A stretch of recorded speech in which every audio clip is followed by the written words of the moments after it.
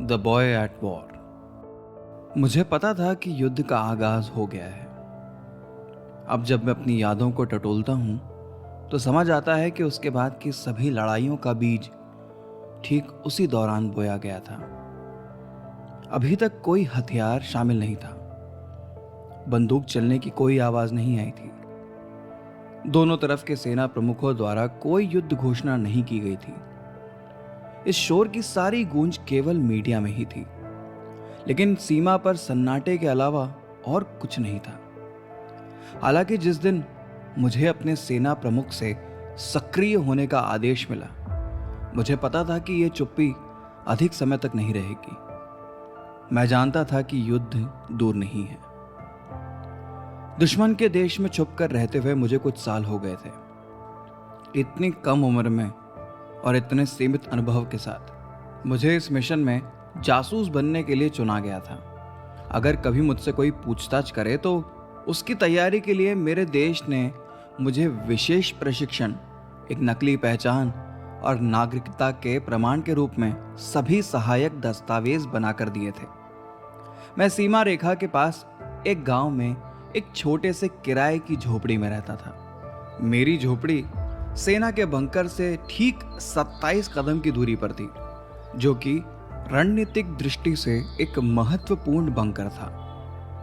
दुश्मन सेना ने सीमा पार हमारी जमीन पर विभिन्न महत्वपूर्ण क्षेत्रों को निशाना बनाने के लिए गुप्त रूप से उस बंकर का निर्माण किया था। उस गांव में अपने रहने के पहले वर्ष के दौरान मैंने अपना सारा समय उस बंकर और उसके आसपास के बारे में सब जानने में लगा दिया। मैं डेटा एकत्र कर रहा था, जो तब उपयोगी होगा जब मुझे अपने मिशन को अंजाम देने के लिए कहा जाएगा। कोई अगर देखे तो उसे बंकर होने का पता शायद ही पता चले। कोई भी उस छोटे से ढक्कन को देखकर कल्पना नहीं कर सकता था कि उसके नीचे 2 दर्जन से अधिक सैनिक थे। युद्ध की स्थिति में वो हम पर हमला करने के लिए सभी सुविधाओं और शस्त्रागार से लैस थे। बंकर की गोपनीयता बनाए रखने के लिए उसके आसपास सेना की कोई मौजूदगी नहीं रखी गई थी। हालांकि यह जीयू के आवास से केवल 18 कदम दूर था। जीयू वो कोड नेम था जो हमने दुश्मन के सेना प्रमुख को दिया था। वो और उसके सहकर्मी बंकर के ढक्कन को उसके घर की बालकनी से सीधे देख सकते थे। मैं उस गांव में सेना की सभी गतिविधियों और कार्यवाही को करीब से देखता था। जब भी मुझे कोई गतिविधि दिखाई पड़ती तो मैं सीमा पार अपने सेना प्रमुख को इसकी सूचना देता। सही समय मिलने पर मैं वॉकी टॉकी का उपयोग करता था। मैं इसे अपनी झोपड़ी में फ्लश टैंक के पीछे छुपा कर रखता था। मेरे सेना प्रमुख के साथ आखिरी बातचीत में मुझे अंत में वो करने के लिए कहा गया जिसके लिए मुझे वहां भेजा गया था। हमारे युद्ध शुरू करने के पहले उस बंकर को नष्ट करना। पिछले 1.5 साल में मैंने मिशन को अंजाम देने के लिए एक योजना बना ली थी। मैंने ये देखा कि अगर मुझे बंकर को खत्म करना है और पकड़ा नहीं जाना है तो ये मुझे रविवार को सुबह 4:23 से 5:31 के बीच करना होगा। उस समय अंतराल में किसी के द्वारा मुझे इसे नष्ट करते हुए देखे जाने की संभावना सबसे कम थी। हालांकि सबसे बड़ा खतरा खुद जीयू था। कभी कभी वो उसी समय पर बंकर के चारों ओर घूमते नजर आते थे। अपने ऑपरेशन से 2 दिन पहले मैंने हैंड ग्रेनेड और अन्य विस्फोटकों को इकट्ठा करना शुरू कर दिया, जिन्हें मैंने पूरे गांव में विभिन्न स्थानों पर छिपाया था। उन्हें गिनकर एक थैले में रखते हुए मैं जीयू और उनकी विशाल मूंछों के बारे में सोच रहा था, जो उनके चेहरे के लगभग आधे हिस्से को ढक चुकी थी। उनके द्वारा पकड़े जाने का मतलब था अंतहीन यातना और क्रूर पूछताछ, जिससे मेरी मृत्यु होना निश्चित था। मगर मैं अपने देश और उसकी महिमा और गर्व के लिए यहाँ पर आया था। मेरे इसी जज्बे ने उन सभी आशंकाओं पर काबू पा लिया था। उस रविवार के सुबह 4:20 पर मैं चुपचाप हरे रंग की पोशाक पहनकर और अपना थैला लेकर अपनी झोपड़ी के बाहर निकला। मैं थोड़ा आगे चला और जमीन पर बंकर की ओर रेंगने लगा। जल्दी ही मैं बंकर के ढक्कन के पास पहुंचा और उसे खोलने के लिए अपनी बाहों की पूरी ताकत लगा दी। एक बार ढक्कन खुल जाने के बाद मैंने अंदर सैनिकों को किसी भी प्रतिक्रिया का समय नहीं दिया। मैंने एक के बाद एक हैंड ग्रेनेड अंदर फेंकने शुरू कर दिए। मैं तब तक नहीं रुका जब तक कि मेरे पास सारे विस्फोटक खत्म नहीं हो गए। बंकर गहरा था। मुझे अंदर विस्फोटों की केवल एक हल्की सी आवाज ही आ रही थी, लेकिन किसी के दर्द में चिल्लाने की आवाज मेरे कानों तक नहीं पहुंच रही थी। काम पूरा होने के बाद मैंने ढक्कन बंद कर दिया और वापस अपनी झोपड़ी में चला गया। मुझे किसी ने नहीं देखा। मैंने जल्दी से कपड़े बदले और वापस अपने बिस्तर पर लेटकर सोने का नाटक करने लगा। 1 घंटे बाद मेरे मन की घबराहट थोड़ी कम हुई और मैंने सोने से पहले अपने सेना प्रमुख को स्थिति की सूचना दी। जब नींद खुली तो लगभग दोपहर की 2 हो चुकी थी। मैं बाहर की स्थिति का जायजा लेने के लिए झोपड़ी से बाहर निकला। उन 27 कदमों की दूरी से मुझे बंकर के ढक्कन के आसपास सेना के बहुत सारे अधिकारी दिखाई दे रहे थे। मैंने देखा कि एक सेना का टैंक उस स्थान पर आ रहा है और कुछ सैनिक उससे कूद कर निकल रहे हैं। संभवतः वे शवों को ठिकाने लगा रहे थे और अन्य सैनिक उन मृत सैनिकों की जगह ले रहे थे।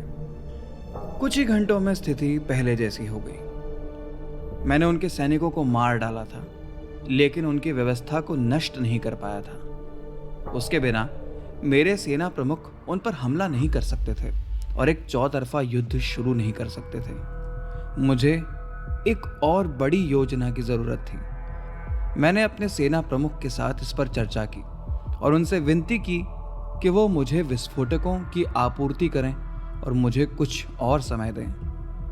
अगले कुछ दिनों में मुझे गांव में अलग अलग स्थानों पर पहुंचने, विस्फोटक लेने और उन्हें अपनी झोपड़ी में लाने के लिए आदेश मिले।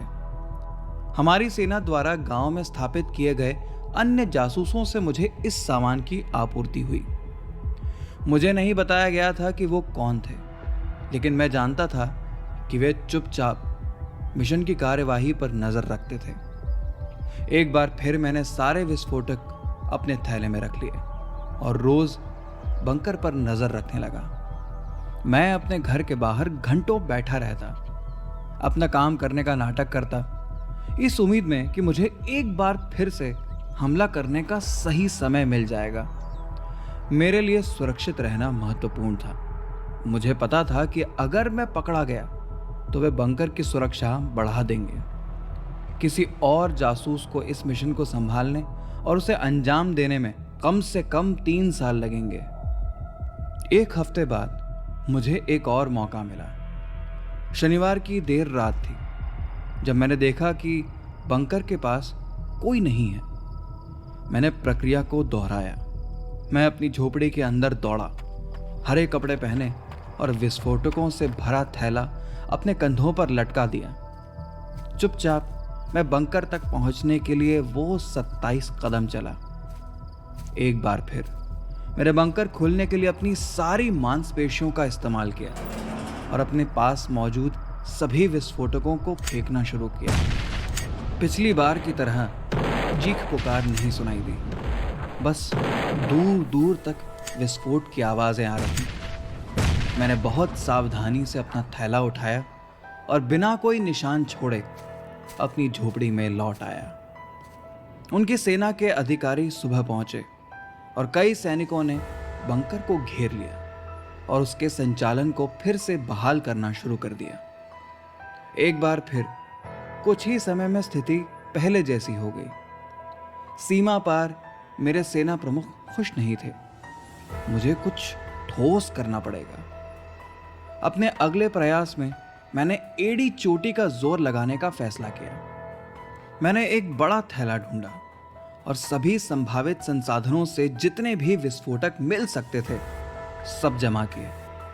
जब मुझे अगला अवसर दिखा तो मैं तीसरी बार बंकर की ओर तेजी से पहुंचा और इस बार मेरा इरादा पक्का था, इसे मरम्मत से परे नष्ट करने का। जब मैंने बंकर खोला और विस्फोटक अंदर फेंकने लगा, मैंने मेरी तरफ आते हुए कुछ कदमों की आहट को महसूस किया। इधर उधर देखे बिना मैंने ज्यादा से ज्यादा विस्फोटक अंदर फेंकने की कोशिश की।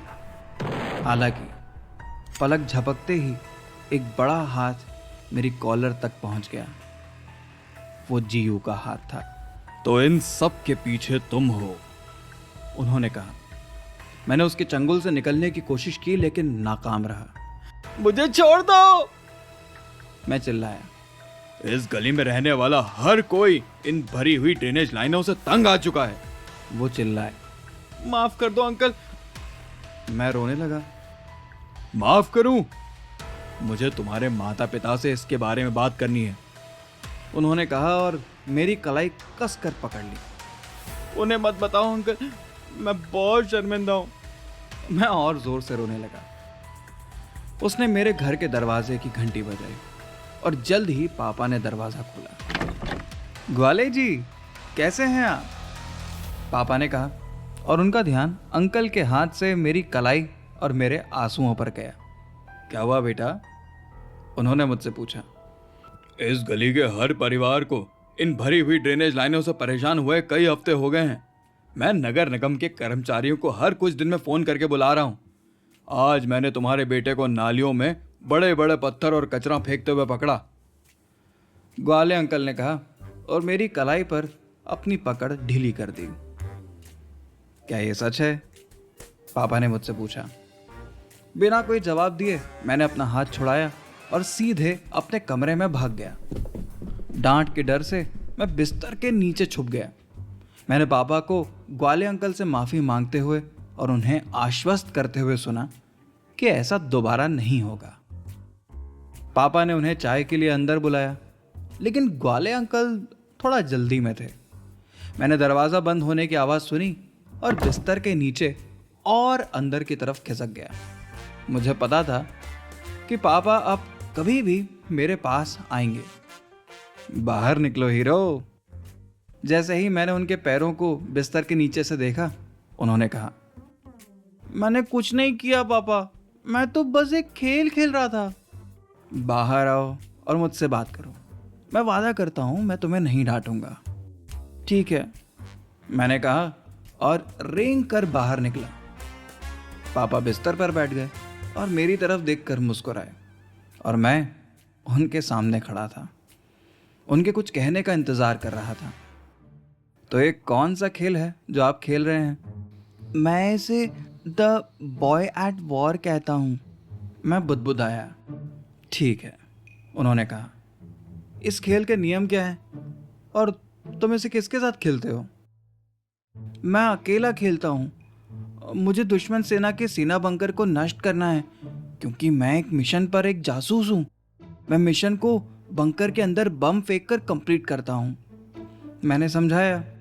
बम और बंकर से तुम्हारा मतलब पत्थर और ड्रेनेज लाइन से है? मैंने हाँ में सर हिलाया। लेकिन खेल में वो एक सेना का बंकर है पापा। कुछ अंकल ड्रेनेज लाइन से पत्थर निकालने एक ट्रक में आ जाते हैं। खेल में वो ट्रक दुश्मन सेना का टैंक है।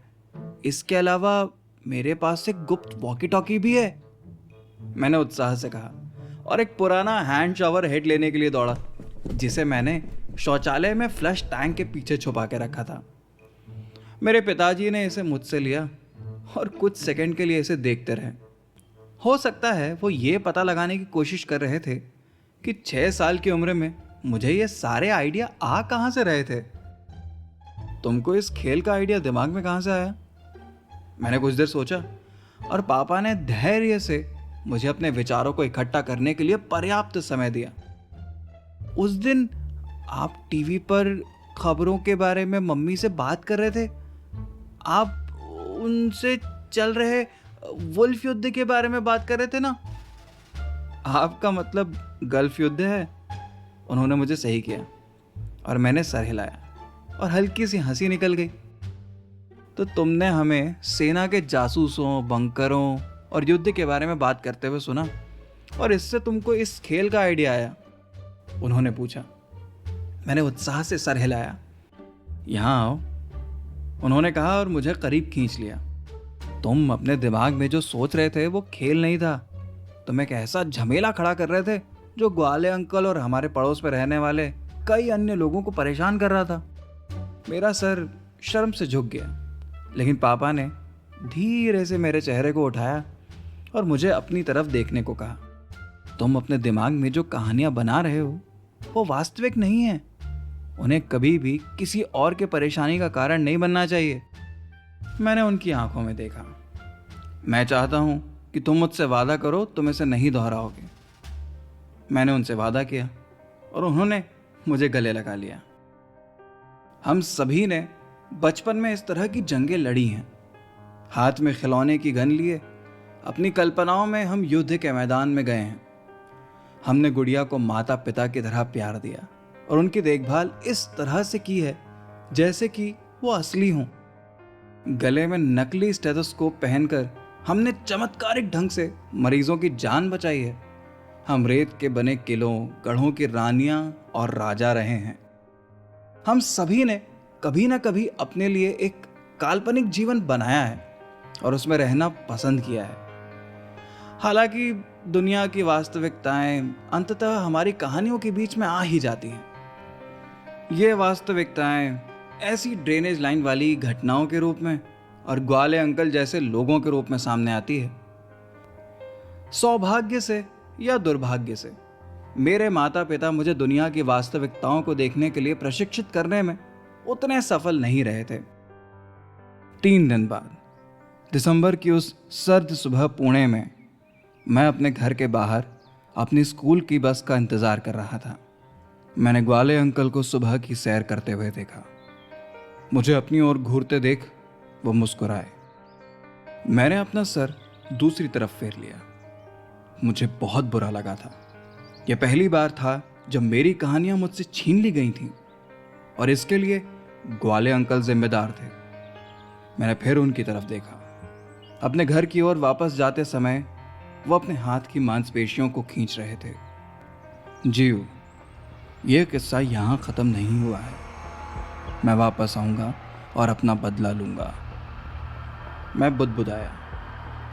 मुझे पता था कि युद्ध शुरू हो चुका है।